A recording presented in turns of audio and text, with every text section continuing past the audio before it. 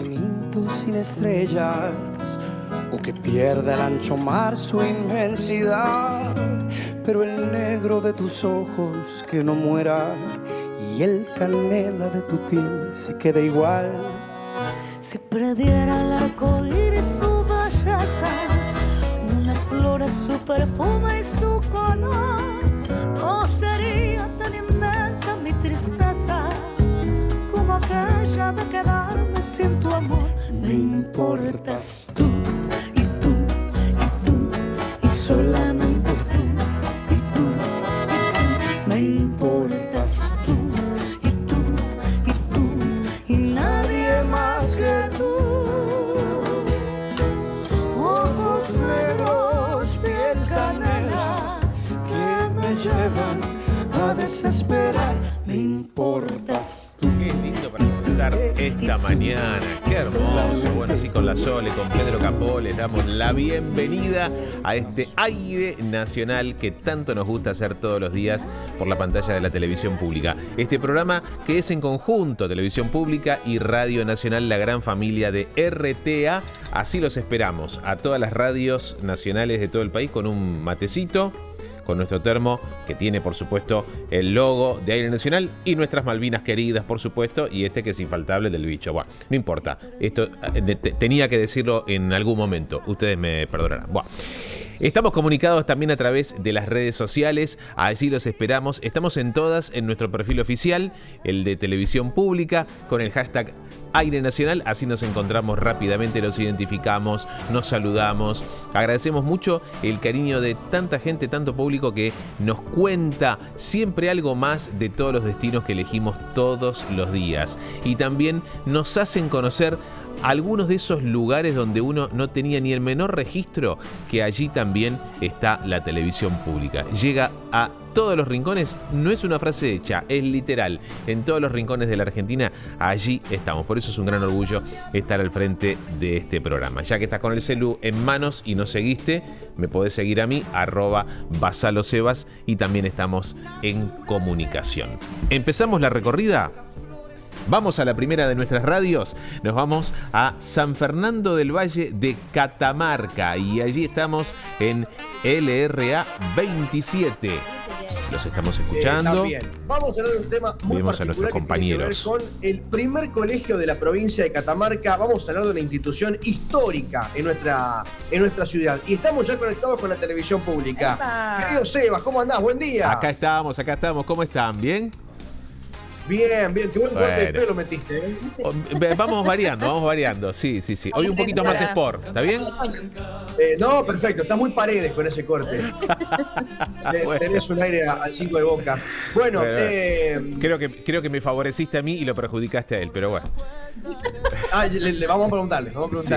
Sí. Bueno, querido Seba, te contamos hoy a toda la gente que hoy hablamos de una institución histórica en Catamarca. Vamos a hablar sobre justamente valga la redundancia, un colegio, una escuela, un centro educativo que es histórico y que ha generado y que ha sido casa de muchos grandes profesionales de la provincia. Estamos con el profesor Raúl Ocampo, él es parte del Colegio Nacional de Catamarca, actualmente llamado Dr. Fidel Mardoqueo Castro. ¿Cómo anda, profe? Buen día. Buenos días, gracias en primer lugar agradecer la invitación. Bueno, es un gusto hablar de este Colegio Nacional que es tan importante y emblemático en nuestra provincia. Ha sido pilar de enseñanza secundaria, ha sido pilar en la formación de grandes profesionales catamarqueños y aparte construida su institución por Carabati, nada más y nada menos. Seguramente tenemos que recordar y hacer un poquito de historia, hablar del colegio, hablar de la trayectoria del colegio es hablar de la historia misma de Catamarca. Estos colegios fueron fundados en el año 1864 con un decreto presidencial, ¿sí? Bajo la presidencia del general Bartolomé Mitre. No solamente este colegio fue fundado con esa fecha, sino 4 colegios más, los colegios nacionales de la provincia de Mendoza, de la provincia de San Miguel de Tucumán, de Salta, San Juan y propiamente el de Catamarca. Bien. Colegio, estamos viendo fotografías de la institución, una de las más antiguas, el primer colegio nacional que tiene la provincia de Catamarca fue fundado en esa fecha, ¿no? Junto con otros colegios, nacionales a nivel país, profesor. Sí, estamos hablando de un decreto 6260 del 9 de diciembre de 1964. Se pone en funcionamiento, como propiamente dicho, el Colegio Nacional, el 1 de marzo del año 1865. Esta institución empieza a funcionar en un local que fue arrendado por el Poder Ejecutivo Provincial, por la calle San Martín 629, donde es el obispado, al lado, donde hay una preestacionamiento. Sí, Bueno, ahí había una casa que tenían todos los requisitos que necesitaba para albergar gente. El alquiler era, era arrendado, mejor dicho, por la provincia. Ahora, esta institución era de varones, ¿no, profe? Era solo de varones antes del colegio. Sí, bueno, esos son detalles que de la historia uno siempre trata de hablar en base a la documentación histórica que tiene el archivo del Colegio Nacional. El Colegio Nacional tiene un archivo muy rico y muy grande, entonces uno trata de hablar a base de esa documentación. Sí, básicamente eran varones, pero sí había mujeres que asistían como alumnas oyentes, pero sí tenemos alumnas egresadas que han sido figuras internacionales, por ejemplo. A ver, profe. Tenemos, ¿quién? para darle un ejemplo, tenemos una egresada promoción 1925, una pintora internacional, Mary Walter, conocida. Bueno, son datos que realmente no se dan a conocer, no se conocen mucho, pero bueno. ¿Quién más egresó, profe, del colegio? Y tenemos muchos egresados reconocidos trayectoriamente muy importantes. Últimamente, estos últimos años han sido, lamentablemente nosotros teníamos olvidado al doctor Carlos Gregorio del Carmen Malbrán, que se hizo muy famoso con el tema de la pandemia, entonces, pero bueno, es un egresado de 1889. Luis Franco. El Colegio Nacional. Luis Franco, un gran dramaturgo, poeta y escritor. Tenemos un ex alumno, 1890, egresado en 1890, que fue presidente de la Nación, Ramón S. Castillo, por ejemplo. Entonces son datos que por ahí... Figuras. Algunos gobernadores también, ¿no? Tenemos 27 gobernadores de la provincia en lo que es de historia, tenemos 14 intendentes, tenemos una infinidad de senadores y diputados provinciales que han tenido una actividad muy importante en el Congreso de la Nación.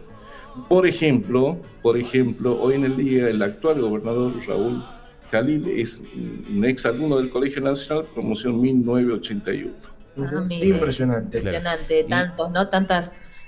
¿Y a quién le debe el nombre específicamente? Ahí cuando leemos Fidel Castro, pero hay una M en el medio, ¿cuál es la historia de a quién le debe el nombre a este colegio? Bueno, el Colegio Nacional, vuelvo a repetir, fue fundado en el año 1865. Se llamaba Colegio Nacional de Catamarca, nada más. En el año, por unas gestiones de ex docentes, ex alumnos, en el año 67, se impone el nombre del Colegio Nacional Dr. Fidel Mardoqueo Castro, en conmemoración al primer rector que fue de este colegio. El Colegio Nacional se inicia con el rectorado de este señor, de este profesor, que además, para darle una acotación histórica, fue alumno de Fray Mamerto Esquiú, por ejemplo. Una historia bastante importante que uno por ahí la puede desconocer. Bueno, lleva su nombre en cuanto al accionar. Es el primer rector donde tuvo que afrontar muchas situaciones que en esos momentos, en esa historia, en esos momentos históricos de Catamarca especialmente, estaba tan convulsionada, tan desordenada. Entonces era un ambiente no muy acorde para lanzar y funcionar, poner en funcionamiento un establecimiento educativo. Claro, tremendo. ¿No? Ahora has renovado el colegio, vi las galerías, la fachada, el salón de actos, totalmente has renovado, los patios muy lindos. Sí, se mantiene bien el colegio. Sí, es una ley que nosotros tuvimos acá el sismo del año 2004, donde nosotros tuvimos lamentablemente fuera del casco principal de lo que es el colegio, nosotros lo llamamos el primer patio, porque estaban en plena restauración. Es un dato muy importante para hablar porque en estos casos, al ser patrimonio de la provincia, que fue declarado el 30 de mayo de 1996 como patrimonio cultural. Patrimonio cultural, bien. Entonces se tenía que restaurar todo lo que se había dañado por el sismo. Entonces, a partir de eso, el Colegio Nacional tuvo una importante evolución en cuanto a edilicia y está bastante bonito. Claro. Una acotación para decir que, por ejemplo, por ahí es un colegio que está, para ubicarlo, a 50 metros de la plaza principal. Entonces estamos en el casco céntrico, donde por ahí en la actividad normal entran contingentes de turistas para conocer, porque te llama la atención la estructura edilicia y toda una cuestión. ¿Sebas? Sí, no, le quería preguntar al profe, ¿cómo viven los exalumnos el sentido de pertenencia al colegio? ¿Cómo lo manifiestan? Bueno, le puedo contestar en primera persona, porque yo soy un exalumno, tengo un sentido de pertenencia bastante grande, porque, bueno, soy egresado del colegio, promoción 88, mi esposa trabaja como docente, egresado mi hijo en la promoción 2014, disculpe, y bueno, tengo muchos familiares. Yo estoy a cargo actualmente como presidente de una comisión para recibir todas las promociones que quieren festejar o hacer sus festejos de las bodas de plata, bodas de oro. Entonces uno ve y uno tiene ese contacto todos los años con egresados del colegio. Es muy particular y es muy hermoso porque es una mística muy especial que hay entre el alumno y el Colegio Nacional. Eso hay que aclarar. Bueno, y aclaramos también que acá nuestra compañera fue egresada del colegio. Claro, egresada 2000 del Colegio Nacional. No quería tirar el año, pero bueno, yo lo tiró usted, ¿no? El año pasado justamente nosotros le hicimos la boda de plata para ella. Tuvimos 25 años. Dentro de este contexto, te quería comentar también de que nosotros tuvimos en una promoción 52 que cumplían 75 años de promoción. ¿No era de Héctor Castro esa? No. Esa era de la de Héctor y de Esa era de Héctor Castro, que también soy el operador acá, Sebas también se egresó del Colegio Nacional. 75 años de egresados. Eran lamentablemente, solo 3 alumnos, pero bueno, lo importante y la vivencia que tenían esas personas con los familiares y esos momentos tan emotivos que pasan, para nosotros es muy importante. Qué lindo, profe. Qué lindo. Bueno, lo decía bien el Zócalo ahí en la televisión pública, una institución emblemática para la región, verdaderamente no tan solo para la provincia de Catamarca. Y bueno, Sebas, invitadísimo usted a recorrer acá. Pero nos estamos... ¿Vos qué onda? ¿Cómo eras de alumno? Era un alumno promedio, ahí de mitad de tabla. Mitad de tabla, ¿no?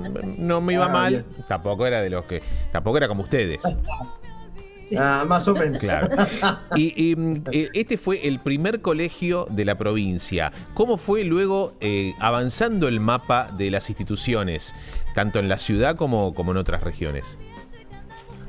Bueno, tenemos que hacer un poquitito de historia porque nosotros teníamos acá básicamente un solo colegio que era el convento de San Francisco, que era un colegio primario básicamente. Entonces, en el año 1850, bajo la gobernación de Manuel Navarro, él veía la necesidad de tener un colegio secundario. Entonces, él hace todo lo posible para poner en marcha un colegio secundario que sea importante para la comunidad de Catamarca. Entonces, con la ayuda del Poder Ejecutivo Nacional, inaugura en el año 1850 el Colegio Patriótico Seminario Nuestra Señora de la Merced. Ese fue el primer colegio secundario, básicamente, donde, por ejemplo, fue egresado el que fue el primer rector nuestro, doctor Fidel Maldonado Castro. Una característica muy importante es que en ese colegio fue profesor de filosofía y de teología nuestro Fray Mamerto Esquiú, por ejemplo. Hoy beato. Hoy beato, Fray Mamerto Esquiú. Tremendo. Ha sido pie también para el avance de la educación en Catamarca. ¿Y cómo estaba la institución en cuanto a los espacios curriculares, profe? Bueno, los espacios curriculares, el colegio siempre estuvo actualizado. Nosotros, si empezamos a hablar de cuando en sus inicios, recordemos que es una etapa bastante sociopolíticamente hablando, muy complicada, entonces costaba un poco hablar en la organización en cuanto a las matrículas, en cuanto a la marcha en sí del Colegio Nacional. Por ejemplo, para darle un ejemplo, nosotros en el 1 de marzo del año 1865 se inicia con una matrícula de 97 alumnos. De los 97, 21 eran pensionados por la provincia y 28 eran becados por nación. ¿Qué pasó? ¿Qué pasó en esto para explicarle más o menos y ponerlo en contexto?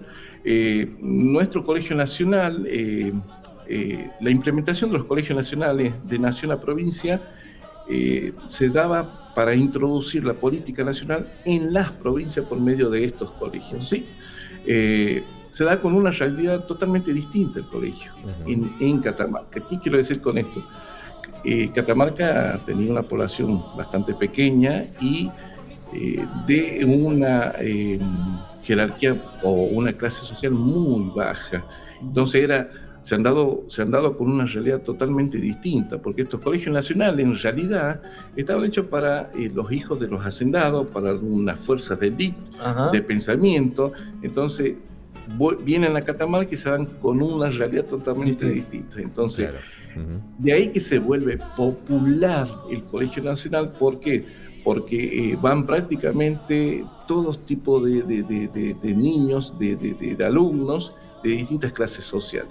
Ese ha sido un ítem bastante importante para decir que el Colegio Nacional ha sobrevivido todos estos años. Muy bien. Una hermosa historia que el país ya conoce a partir de este contacto, así que le agradecemos mucho, profe. Y bueno, nuestros queridos compañeros siempre están aquí presentes, ¿eh? Total. Muchas gracias. Gracias, querido Sebas. Excelente campera. Abrazo. Un abrazo muy grande para ustedes. Te la voy a prestar cuando vayas por allá. Te llevo un obsequio especial. Viendo para transporte dudo que me ande, pero bueno, te voy a aceptar. Vamos, mira, después decime bien qué talla y te vamos a llevar un presente en algún momento. Bueno, un abrazo muy grande. Catamarca, San Fernando del Valle de Catamarca, allí presente con nosotros, nuestros queridos compañeros de Radio Nacional, a quienes saludamos todas las mañanas, quienes nos cuentan cómo es hacer radio allí en diferentes lugares. Allí también los recibimos en este aire nacional. Y hay mucho más después de la pausa. No te vayas.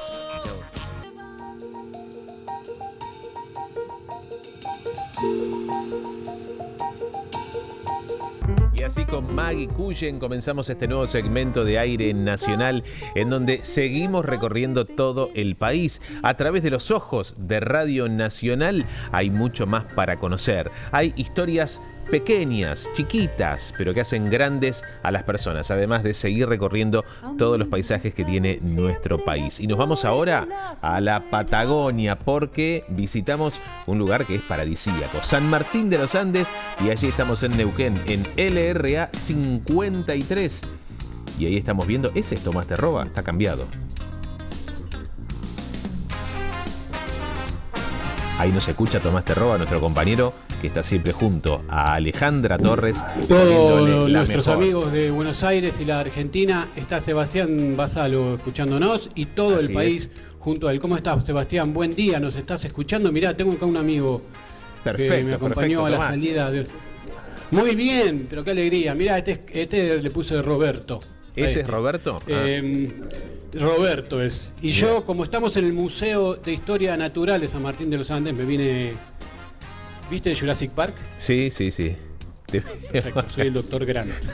Soy como el Dr. Grant, hasta con los anteojos. Sí, sí, sí. La gente me imagino que te confunde por la calle. Sí, me piden autógrafos, todo, tú sabés. Después hoy estábamos acá en el Museo Armando, muy temprano, a las 7 de la mañana, y con las luces apagadas te da un poquito, ¿eh? Sí, vos decís, porque un poquito de miedo. Esperás en cualquier momento que alguno de estos bichos se mueva. Es más, en algún momento se movió una puerta y con todos los muchachos que estábamos acá armando nos agarró un sustito, empezamos a decir hola, hola, Bueno, al final fue una falsa alarma. Bueno, vamos a hablar hoy de historia natural. Me voy a recibir al invitado. Hoy estoy solo, no está Alejandro, así que estamos muy tranquilos. No está Alejandra, perdón, estamos muy tranquilos. Ahí voy para allá. ¿Cómo tranquilo? No, igual, si está Gali, estamos tranquilos. No, por favor. Así que estamos aquí con... Y yo soy el doctor Grant, pero el doctor Grant veía bien. Yo no veo nada, con lo cual me tengo que sacar estos y poner. Muy bien, estamos con el amigo Leonardo Leggieri, es licenciado en biología y es quien está encargado de toda el área académica de este hermoso lugar. Mira, yo antes de entrar con él, 2 minutos nomás, no lo conocía el museo. Y el otro día vine a hacer unas imágenes, que seguramente estarán viendo en este momento, y me senté en uno de los cómodos silloncitos que tiene acá el museo, y fue un espectáculo quedarme a ver el lugar con una tranquilidad. Es un lugar hermoso para San Martín. No esperaba un museo de estas características. ¿Cómo estás, Leo? Buen día. Buen día, doctor Grant. ¿Cómo le va? Muy mal, gracias. Leo, bueno, ¿hace mucho que estás en San Martín?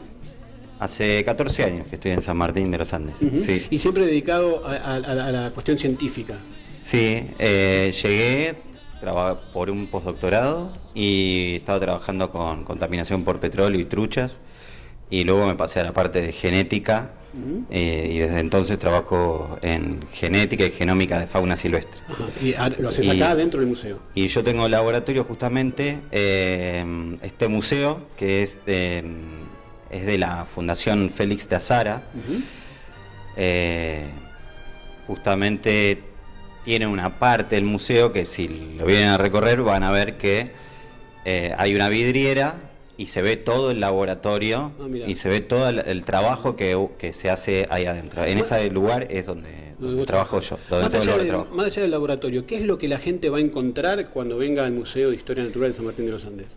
Y el museo es bastante grande, está preparado para recorrerse de manera autoguiada, hay un montón de panelería informativa, aparte de todo lo que está en muestra, un poco lo que vemos acá atrás. Pero básicamente el museo contiene respuestas a 2 grandes preguntas de la humanidad, que son ¿de dónde venimos y quiénes somos? ¿Las responde? Las responde de manera científica, no metafísica, pero sí apunta a responder eso, justamente cuál es el comienzo de la vida, qué pasó en la historia natural de nuestra tierra, desde la aparición de las primeras formas de vida, y sí hace un poco más de hincapié, primero un pequeño apartado que hay de los hitos, de las cosas que ocurrieron en la era paleozoica, desde hace unos 500 hasta unos 250 millones de años, y luego se hace un recorrido importante acá abajo, primero de la era Cretácica, de la era Mesozoica, principalmente el Cretácico, porque el museo lo que contiene son, en su mayoría, cosas que fueron encontradas en el centro de Argentina, ¿sí? Norte de Patagonia, un poco de Buenos Aires. La zona de San Martín de los Andes. Claro, por eso muchas veces dice, ¿y no tiene un tiranosaurio rex? No tenemos, pero tenemos un Mapusaurus. Pero es bien autóctono, todo lo que tiene que ver con este museo es bien autóctono. Exactamente. Y también en Patagonia, digamos, en distintos momentos se dio distinto la fosilización en un lugar y en otro, ¿no? Sí, como entonces, hay subáreas dentro de la misma Patagonia. Claro, y acá de lo que es de la era mesozoica, que es toda la era de los dinosaurios, se dio muy bien la fosilización en el último periodo, en el periodo Cretácico, o sea, el que viene después del Jurásico, ¿no?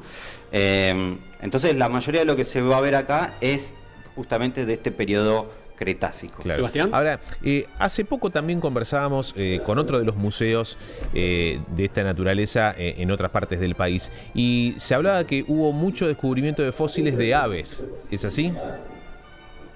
Sí, exactamente. Es más, recientemente uno de los investigadores paleontólogos que trabaja con la Fundación, también, aparte de ser investigador de CONICET, descubrió una especie que son estos eslabones perdidos, ¿no? Que conectan los dinosaurios con las aves. Las aves serían, acá tenemos un ejemplar que está ahí atrás, que es el buitre raptor, está hecho también con paleoarte, donde ya se sabe que tenía plumas. Es un dentro de los dinosaurios hay 3 grandes linajes. Dentro de uno de esos linajes, esos son los carnívoros, ¿sí? Los terópodos. Y dentro de ese grupo está el grupo de los raptores, que es un grupo particular, como este de acá, que es un austroraptor, ¿no? Que son raptores de distinta índole. Acá también está uno de los raptores más grandes que hubo, que es el megaraptor. Todo este grupo tienen como la cabeza así más alargada, ¿no? Más... Claro. Con pico. Con pico, claro. Y un subgrupo dentro de estos justamente es el que da paso a las aves. Que las aves aparecen, en realidad, como este linaje de dinosaurios, particular de dinosaurios, aparecen antes de la extinción de los dinosaurios. Y de hecho son los únicos dinosaurios que sobreviven a esta gran extinción que hubo, ¿no? Claro.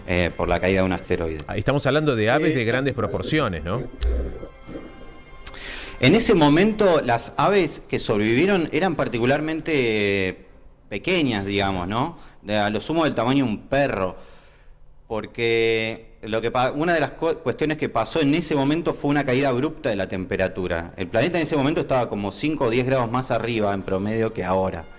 Y con todo el enfriamiento que hubo tras la caída del asteroide, sobrevivieron los animales que mejor podían regular su temperatura interna. Y entre eso estaban los mamíferos, que ya existían, los de quienes evolucionamos nosotros, y las aves, que quizás por tener, es una de las hipótesis que se manejan, por tener plumas justamente, tuvieron esa capacidad de sobrevivir, a diferencia de otros reptiles, digamos, que no tienen esa capacidad, ¿no? Que pueden regular su temperatura. Claro, en realidad sí la pueden regular, pero mucho menos que nosotros. Y en realidad es una ventaja adaptativa, pero sí. Por eso sí, acá tenemos algunos ejemplares. Está el linaje, se dio mucho acá el linaje de los raptores. Y ahí atrás tenemos el esqueleto y hecho con paleoarte. ¿Qué es el paleoarte? El paleoarte es un trabajo, un oficio, una profesión que apunta a tratar de reconstruir lo que eran en vida los animales, ¿no? Para que nos demos una idea más tangible de cómo eran. Los animales que uno ve, por ejemplo, en Jurassic Park, se lograron por paleoarte, ¿no? O sea, uno lo que encuentra concretamente es una roca, en realidad, que es un fósil. No es que lo que vemos en las películas, que está el arqueólogo con su escobita y de repente se ve todo el esqueleto, no es de todo real. No siempre pasa eso, la mayoría de veces no pasa, pero se asoma algo y de ahí hay que empezar a romper. Igual yo no soy paleontólogo, conozco muchos relacionados a la fundación, pero digo, de un hueso que se descubre, después se recrea todo el resto del animal. Claro, pero igual, por más que uno encuentre, a veces se encuentran partes. Que se encuentre un esqueleto entero es raro. Que se encuentre todo el esqueleto entero junto es más raro. Más raro todavía. Y, claro, pero lo que nunca vamos a encontrar es el músculo, la piel, claro, el color de los ojos. Eso no lo sabemos. Claro. Entonces ahí entra el arte, ¿no? El paleo significa antiguo. Arte sería como la reconstrucción de lo antiguo. Y en muchos casos no sabemos. En muchos casos hay casos donde uno está un poco más cerca. Por ahí animales que vivieron en la última era de hielo. Entonces un mamut uno podría... hay partes que se han encontrado congeladas, ¿no? Pero claro, un esmilodon, un tigre de diente de sable, uno puede imaginar que es porque está más próximo a animales que viven hoy por hoy.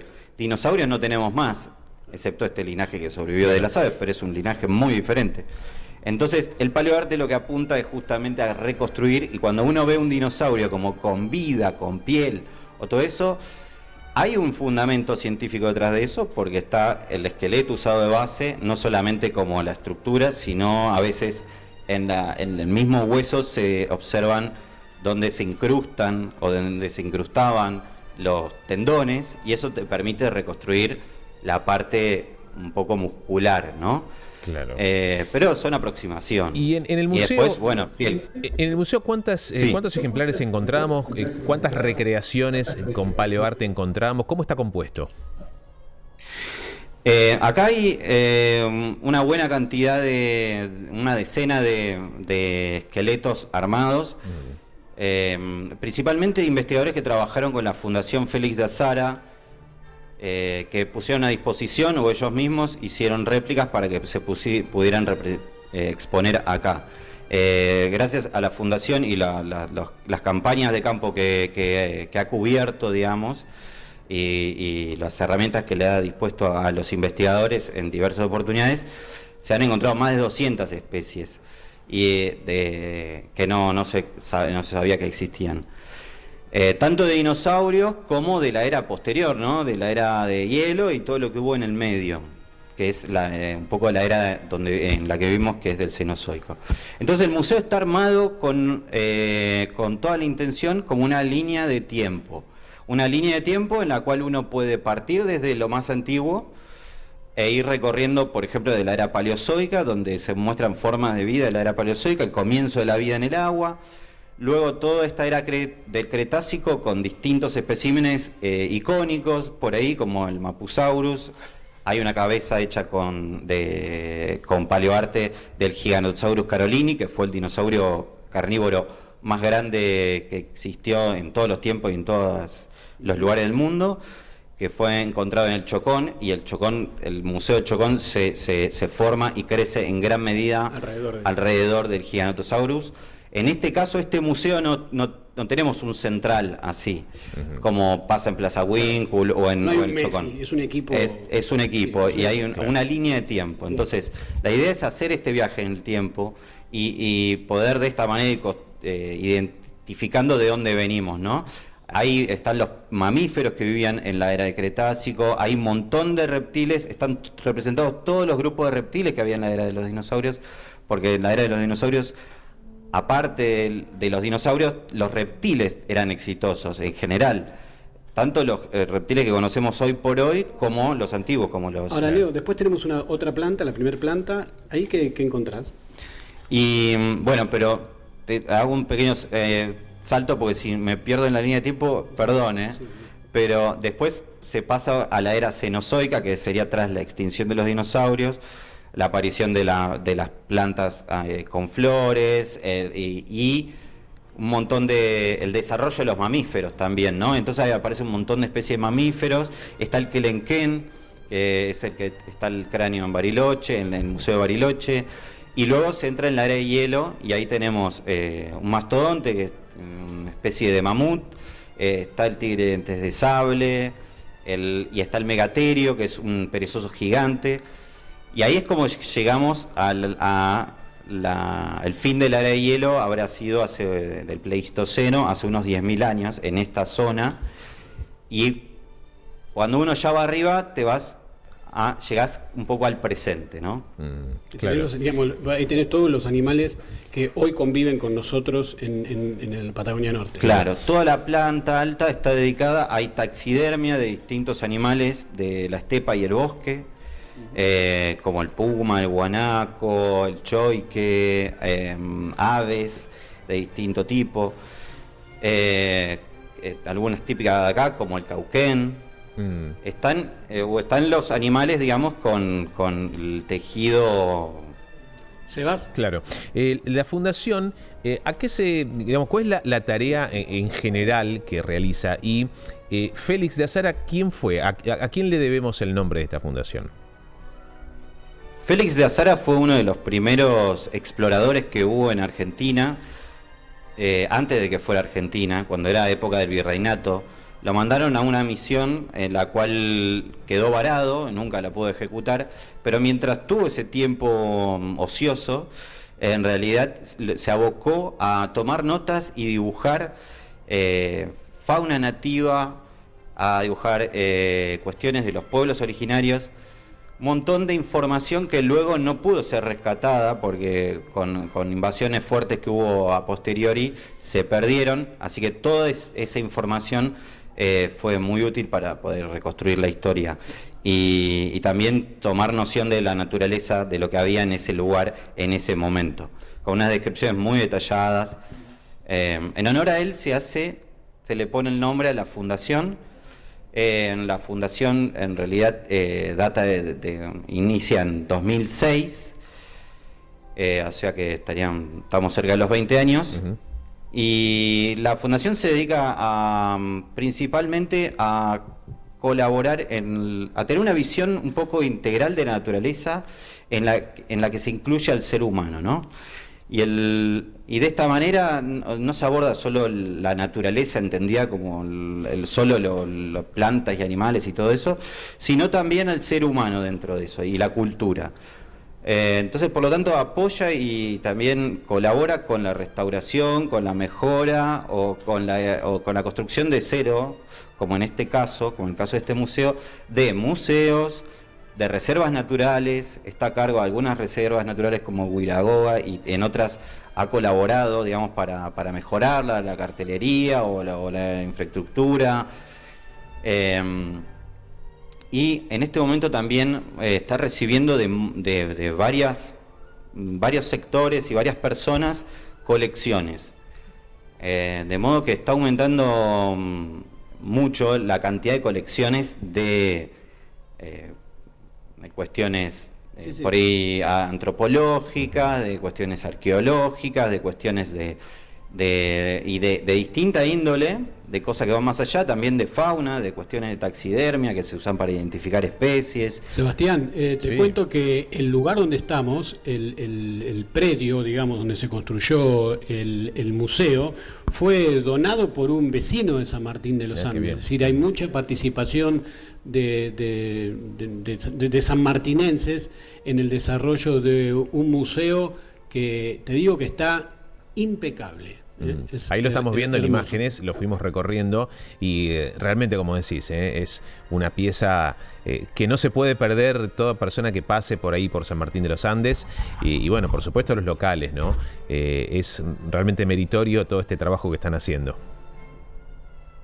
¿Qué dice la gente cuál es en general, ¿no? Digamos, qué es lo que dice la gente cuando recorre el museo? ¿Son más turistas o locales? Depende, en temporada muchos turistas, sí. ¿Qué dicen? La gente se va siempre sorprendida de que exista esto en San Martín de los Andes. Quizás para el que no conoce San Martín de los Andes, ni la región, no existe museo así en la región. Nosotros acá también vienen de las escuelas y de los distintos institutos, vienen a hacer recorridas, por ahí yo les hago una visita guiada, explico en detalle, nos sentamos, tratamos de hacerlo de manera didáctica, pero vienen muchos turistas, todos se van sorprendidos, incluso el turismo internacional. Tenemos un libro de visitas, solo hay elogios. Realmente está hecho de una manera muy, muy premeditada, muy cuidada, con mucho conocimiento detrás. Esto en gran medida se debe a Adrián Giaquino y su equipo, que es el presidente de la fundación, donde todo está pensado, ya está pensado la electricidad por dónde iba a pasar, porque la luz tenía que alumbrar algo. Sí. Entonces, en ese sentido, no es casualidad de que sea...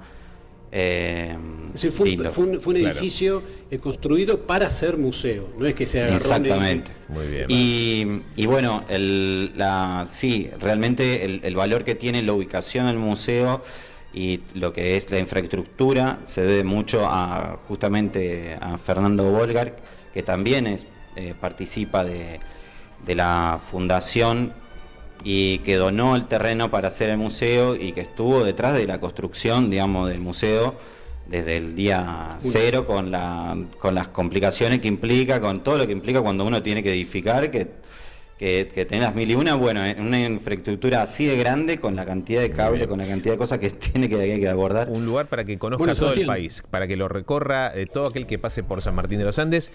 Muchas gracias, Leonardo, por la gentileza. Y bueno, Tomás, como siempre, un 10 impecable. Bueno, Tomás se va y vuelve el doctor. Muy bien. Chau. La próxima grande. Vuelve Alejandro. Muy bien. Chau, un abrazo grande. Allí estuvimos, San Martín de los Andes, siempre el último de nuestros contactos de esta mañana tiene que ver con un lugar también paradisíaco. Nos vamos a Puerto Iguazú, nos vamos a Misiones. Allí recorremos estos 1200 kilómetros que nos separan y nos encontramos en Radio Nacional Puerto Iguazú. ¿Cómo estás, Carmen? Buen día al país. Muy bien, Sebastián, desde Radio Nacional Iguazú, saludo aquí en la Triple Frontera para todo el país, una alegría, ¿no? Nuevamente el contacto contigo y con toda nuestra República Argentina. Bueno. Sebastián, te presento, estamos con Jorgito Aquino, el presidente de la Asociación Mano a Mano con el Pueblo de Puerto Iguazú, también a su tesorero Guillermo Cuello, que ya Hola. Están... ¿Cómo andan? ¿Cómo están? ¿Cómo va? Bienvenidos, Gracias. Para todo el país, con este trabajo tan lindo y solidario que realizan ya desde el año 2023, Sebastián. Así es. Bueno, una tarea muy meritoria que bien vale la pena que conozcamos.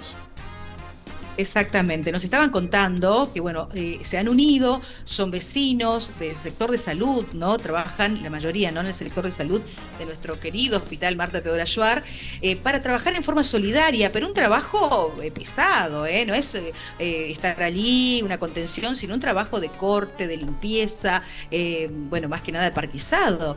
Es así, Jorgito, ¿no? Sí, buen día Sebastián. Un gusto comunicarme con vos y con toda la República Argentina.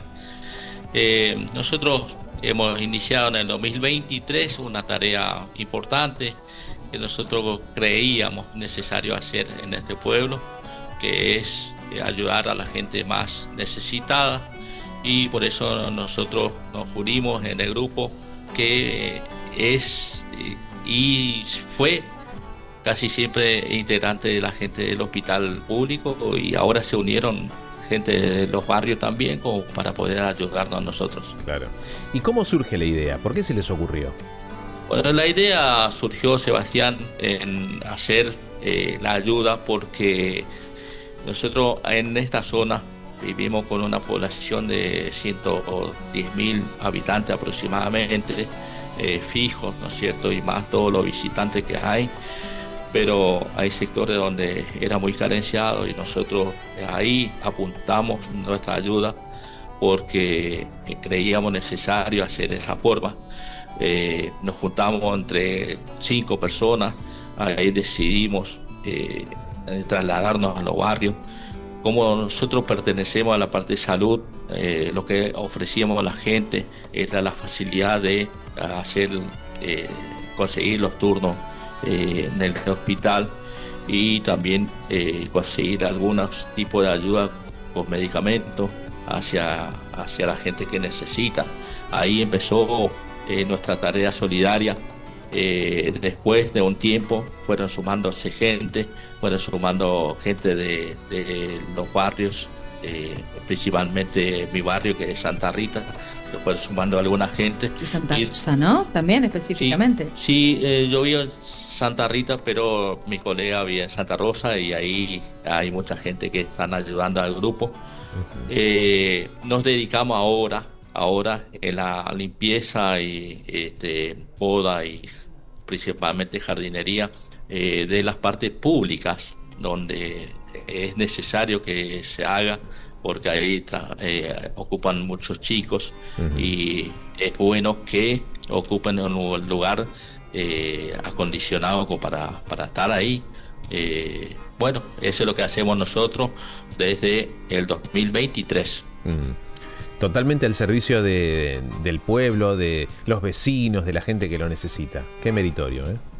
Sí, recordemos, Sebastián, que nosotros por ahora hacemos esto solamente a pulmón. Somos 3 integrantes que somos, digamos, los que encabezamos esta asociación, y si hay que poner algo de dinero, nosotros hacemos entre nosotros. Totalmente a pulmón, claro. Sí. Por ejemplo, si tenemos que arreglar alguna máquina, nosotros tenemos que poner en nuestro bolsillo. Y bueno, todo es costoso. Estamos viendo en imágenes seguramente para todo el país todo el trabajo que están haciendo y que han realizado ya desde el año 2023. Y Guillermo Cuello, que también nos cuenta habitualmente, él es integrante y también de la parte joven, ¿no?, del equipo. ¿Es así? Exactamente, así es. Bueno, lo que nosotros hoy por hoy lo que estamos necesitando es que la gente joven se sumen a nosotros, a nuestra agrupación, porque hoy por hoy somos 24 integrantes, tenemos gente joven y gente ya un poco adulta. La verdad que hacemos un buen trabajo para la comunidad de Puerto Iguazú, así que le queremos invitar a toda la gente que se quiera sumar a nuestra asociación. Es de mucha ayuda para nosotros y las puertas están abiertas. ¿Tienen algún Instagram, alguna forma de que la gente se comunique? Exactamente, nuestro Instagram es Mano a Mano con el Pueblo. Y el Facebook es Agrupación Mano a Mano con el Pueblo. Muy bien. Ahí está en pantalla para todo aquel que se quiera sumar en la zona. Es bienvenido. Siempre es bueno apoyar las buenas ideas, sobre todo solidarias, que el único objetivo es ayudar al prójimo, ¿no? Exactamente. Sí. Bueno, una historia hermosa. Les agradecemos mucho la visita y gracias, Carmen. Un abrazo grande para todo el país. Lo mejor, Puerto Iguazú, allí con nosotros en la provincia de Misiones, como tantos lugares que recorremos todos los días a través de los ojos de Radio Nacional. Este programa sí que pasa volando. Soy Sebastián Basalo, gracias por estar ahí. Chau.